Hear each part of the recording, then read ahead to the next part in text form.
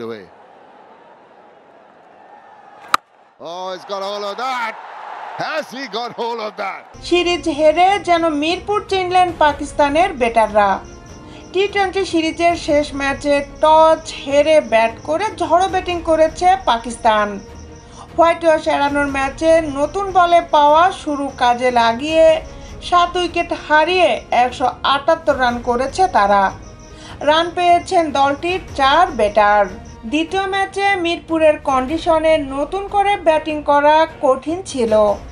বৃহস্পতিবার ওই শেরে বাংলা স্টেডিয়ামে নতুন বলে ঝড়ো ব্যাটিং করে পাকিস্তান। সাইম আইয়ুব, সাহিবজাদা ফারহান ওপেনিংয়ে 82 রান যোগ করেন। একাদশে ঢোকা বাঁহাতি স্পিনার নাসুম আহমেদ 15 বলে 21 রান করা সাইমকে ফিরিয়ে ওই জুটি ভাঙেন। এরপর সাহিবজাদাকেও সাজঘরে পাঠান নাসুম। ততক্ষণে ফখর জামানের জায়গায় একাদশে ঢোকা ব্যাটার 41 বলে খেলেছেন দলের পক্ষে সর্বাধিক 63 রানের ইনিংস। ওই ভিত্তির উপর দাঁড়িয়েই মূলত বড় সংগ্রহ পেয়েছে পাকিস্তান।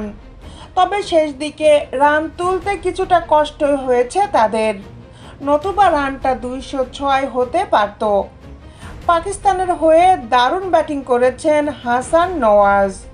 4-এ নেমে তিনি 17 বলে 33 রানের ঝকঝকে ইনিংস খেলেন।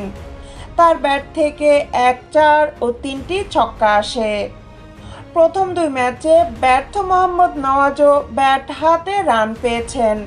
স্লটে রান বাড়িয়ে নেওয়া এই ব্যাটার 16 বলে 2টি করে 4 ও ছক্কায় 27 রান করেন।